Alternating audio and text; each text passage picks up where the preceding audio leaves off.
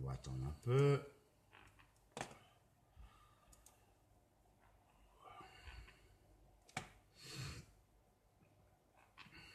Je sais pas si ça va marcher.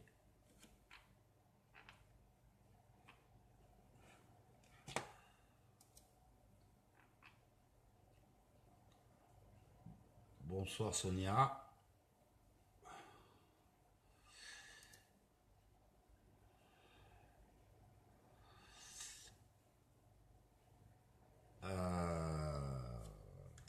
Tiens, j'ai pas souvenir quand...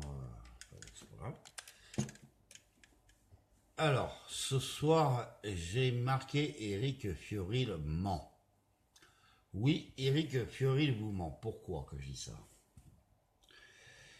Le 2 mai, il a mis une vidéo avec un haut gradé CRS qui était en train de dénoncer pas mal de choses, et on s'est aperçu en fait, puisqu'après le 4 mai, il nous a dit que ce haut gradé était,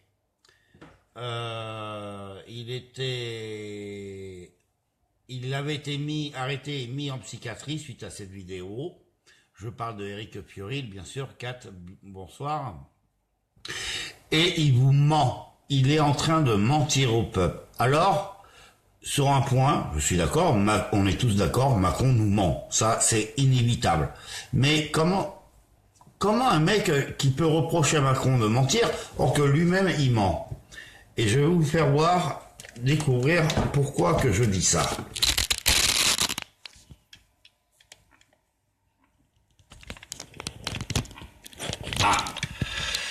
Ah ben oui, bon ouais, oui.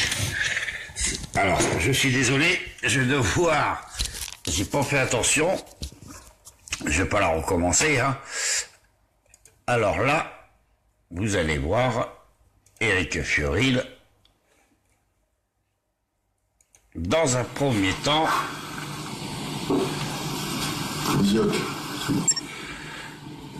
Bon, alors nous sommes le 4 mai et pardon, je suis pas rasé, je fais ça à toute vitesse et il n'y aura même pas de présentation ni de montage de cette vidéo, mais je vous passe juste quelques informations vraiment importantes. Suite à la vidéo qu'on a fait avec monsieur Marc Granier, qui est le CRS que vous pouvez voir sur la vidéo qu'on a lancée avant-hier, pardon, tard. Eh bien, nous avons reçu pas mal d'appels qui laissent entendre que beaucoup d'autres membres des forces de l'ordre, même des gens importants, sont prêts à dénoncer énormément de choses. Il a donné un exemple extraordinaire de courage et en même temps d'intégrité. Chose que manifestement beaucoup de gens dans la police et dans la gendarmerie veulent aussi se libérer de choses qu'ils ont vues, qu'on leur a interdit de répéter, de choses qu'ils savent et qu'ils ne doivent pas dire, etc.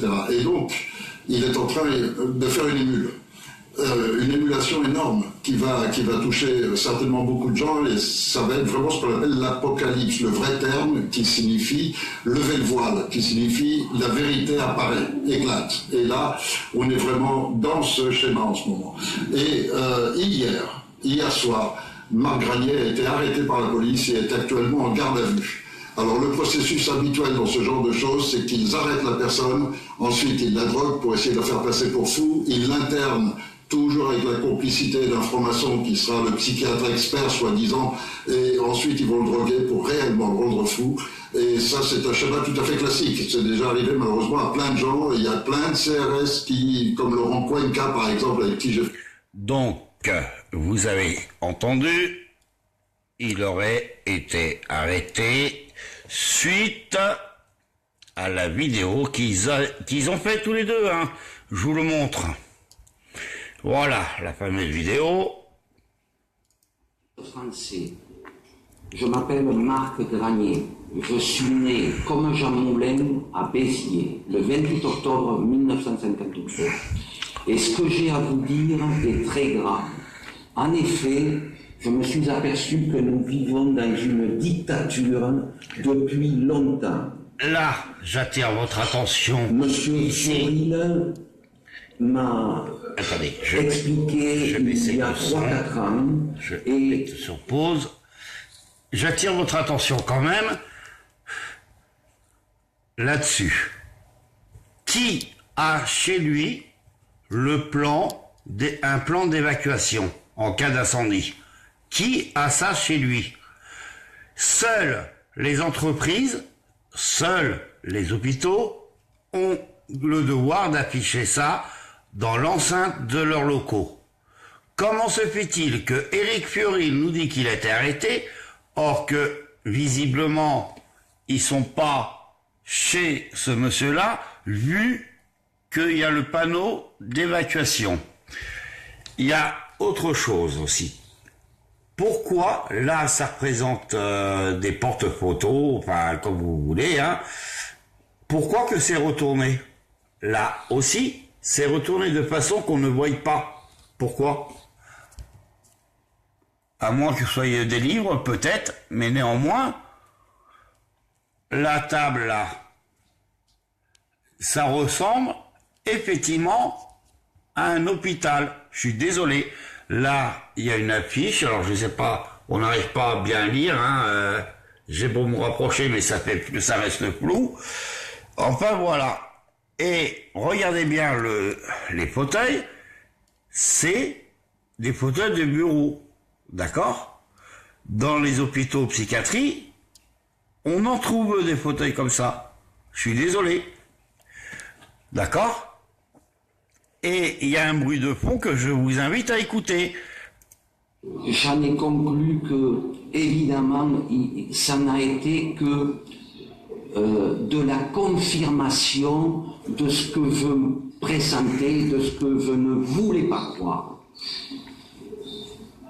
J'ai été muté à la CRS numéro 1, à la section moto d'escorte, qui s'occupe des hautes personnalités depuis que le général de Gaulle a nommé cette CRS numéro 1 pour la protection des hautes personnalités.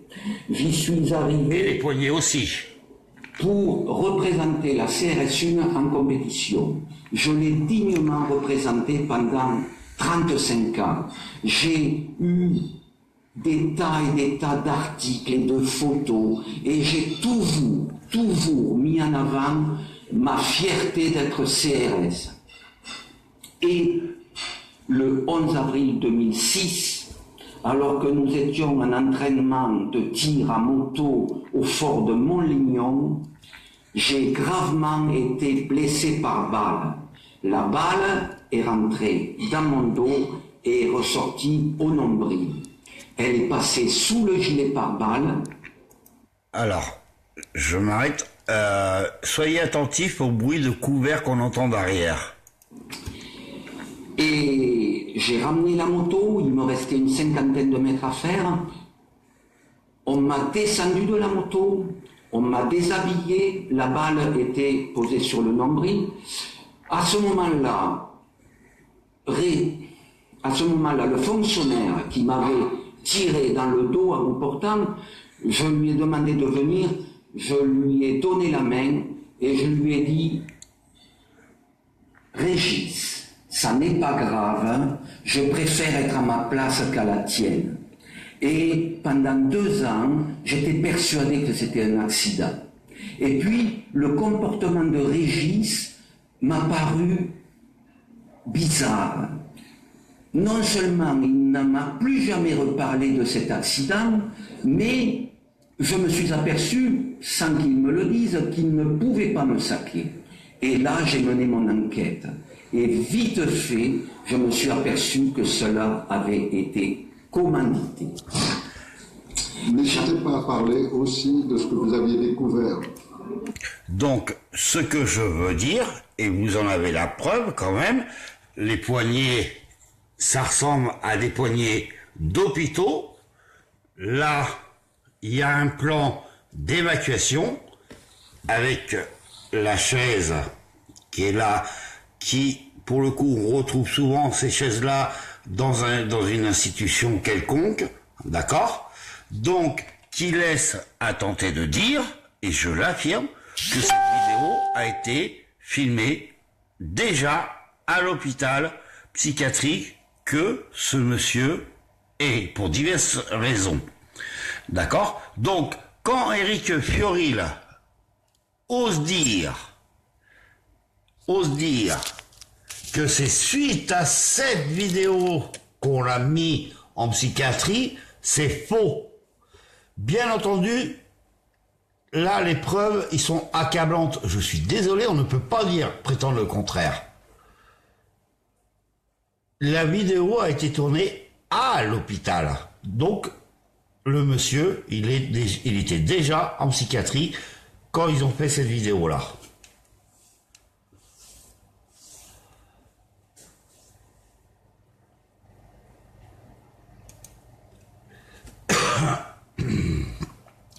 Alors, oui, Macron, on le sait tous, il nous ment.